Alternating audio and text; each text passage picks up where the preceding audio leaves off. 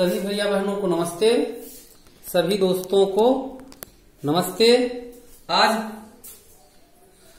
हम आपको पढ़ाएंगे कक्षा 12 रसायन विज्ञान अध्याय 3 विद्युत रसायन भाग 5 मानक हाइड्रोजन इलेक्ट्रोड क्या है, इसके द्वारा किसी दूसरे इलेक्ट्रोड का इलेक्ट्रोड विभव कैसे ज्ञात किया जाता है, ये प्रश्न रहता है और ये 5 नंबर का आता है। तो क्या लिखेंगे, मानक हाइड्रोजन इलेक्ट्रोड क्या है, यह कैसे बनाया जाता है, इसकी संरचना क्या है। तो प्रश्न कैसे आएगा, मानक हाइड्रोजन इलेक्ट्रोड क्या है, इसके द्वारा किसी अन्य इलेक्ट्रोड का इलेक्ट्रोड विभव कैसे ज्ञात किया जाता है। तो सबसे पहले हम आपको बता दें, मानक हाइड्रोजन इलेक्ट्रोड क्या है, वह इलेक्ट्रोड जिसका इलेक्ट्रोड विभव शून्य होता है तथा दूसरे इलेक्ट्रोडों की विभव की गणना की जाती है, मानक हाइड्रोजन इलेक्ट्रोड कहलाता है। तो मानक हाइड्रोजन इलेक्ट्रोड की संरचना पहले बना दें।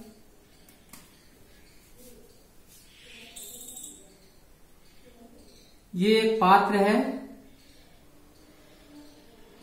इस पात्र में 1 मोल HCl भरा हुआ, 1 mHCl भरा हुआ है और एक प्लेटिनम का इलेक्ट्रोड लगा होता है।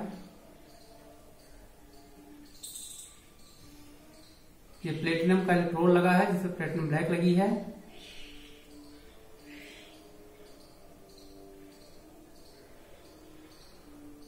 इस प्रकार से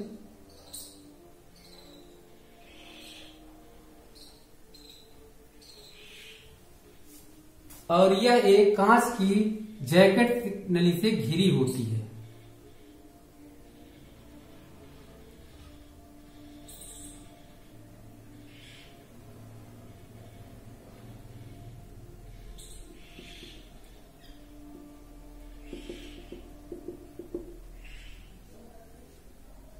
इस प्रकार यहां पर शुद्ध वायु भेजी जाती है, एक वायुमंडलीय पर 1 atm पर शुद्ध H2 गैस प्रवाहित की जाती है।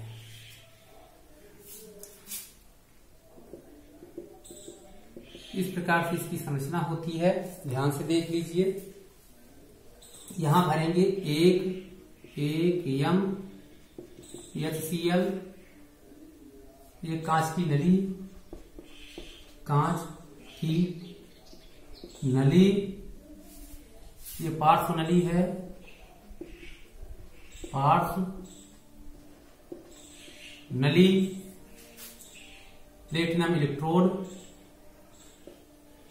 प्लेटिनम का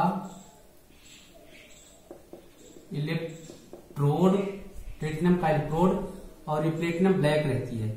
यहां पर जब हाइड्रोजन गैस भेजते हैं तो ये बुलबुले के रूप में निकलती है और कुछ विलयन में चली जाती है। 1 मोल HCl जो विलयन है उसमें भी कुछ गैसें चली जाती हैं और कुछ इस धातु की पन्नी पर अधिशोषित हो जाती है। तो लिखेंगे कैसे, एक पात्र में 1 mHCl लेते हैं और उसमें एक प्लेटिनम का प्लेटिनेटेड इलेक्ट्रोड लगा देते हैं जिसमें प्लेटिनम ब्लैक की पन्नी लगी होती है। यह इलेक्ट्रोड एक कांच की नली से घिरी होती है जिसके पास में एक नली लगी होती है जिसके द्वारा शुद्ध हाइड्रोजन गैस प्रवाहित की जाती है, जिसके द्वारा शुद्ध हाइड्रोजन गैस प्रवाहित की जाती है। तो जब हाइड्रोजन गैस प्रवाहित की जाती है तो कुछ हाइड्रोजन गैस ब्लैक पन्नी, इसके धातु की पन्नी पर या कहें प्लेटिनम पर कुछ अधिशोषित हो जाती है और कुछ विलयन में चली जाती है। तो अधिशोषित हाइड्रोजन गैस और विलयन के बीच एक साम्यावस्था स्थापित कर देती है, एक साम्यावस्था स्थापित कर देती है। तो इस प्रकार के इलेक्ट्रोड जो होता है, उस इलेक्ट्रोड का कुल विभव होता है। तो इस प्रकार के इलेक्ट्रोड को हम किस प्रकार से दर्शाते हैं, तो इसको हम निम्न अभिक्रिया के द्वारा दर्शाते हैं। इसको निम्न प्रकार से दर्शा सकते हैं, H2G उत्क्रमणीय अभिक्रिया होती है तो H धन प्लस 2 इलेक्ट्रॉन, यहां 2 लिखेंगे। ये है अभिक्रिया, इसमें इस प्रकार की अभिक्रिया होती है। यहां लिख लेंगे मानक हाइड्रोजन इलेक्ट्रोड, मानक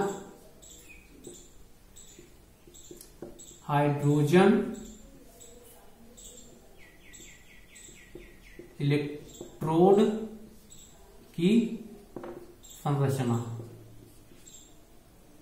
मानक हाइड्रोजन इलेक्ट्रोड की यह संरचना है।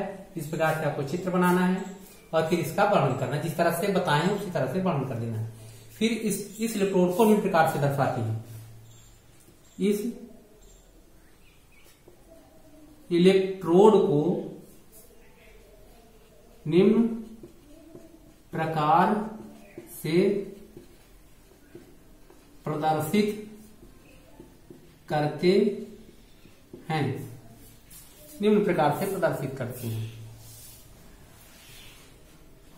1/2 Ht, ये प्लेटिनम का इलेक्ट्रोड 1/2 H2 ये G अवस्था में है। ये इलेक्ट्रोड हाइड्रोजन धन आयन 1 m विलियन, या कहें 1 ATM पर 1 मोल विलियन में, इस तरह से हम इसको दर्शा सकते हैं। ये क्या है? इलेक्ट्रोड है। इलेक्ट्रोड को हम इस प्रकार से दर्शा सकते हैं। तो ये क्या है? ये AQ अवस्था में है, ये जलीय अवस्था में। तो विलियन अवस्था में जो होता है तो उसको हम AQ लिख देते हैं। इस प्रकार से AQ लिखा जाता है। अब इसको, ये उत्क्रमणीय अभिक्रिया है, तो या हम इसको इस प्रकार से भी दर्शा सकते हैं, इस प्रकार से भी दर्शा सकते हैं। ध्यान से देखिए, हाइड्रोजन धन, इसी को हम इधर ले लेंगे, हाइड्रोजन धन AQ का इलेक्ट्रोड कितने पर? 1 ATM, 1 m पर लिख देते, 1 m पर का इलेक्ट्रोड 1 m पर का इलेक्ट्रोड 1/2 H2 G प्लेटिनम पर। इस प्रकार से भी हम इसको दर्शा सकते हैं। तो ये उत्क्रमणीय इलेक्ट्रोड है, एनोड की भांति कार्य करता है और कैथोड की भांति।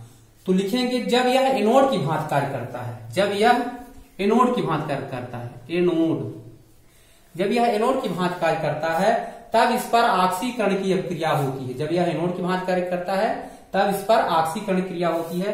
तब हम इसको इस प्रकार से लिखते हैं, H2G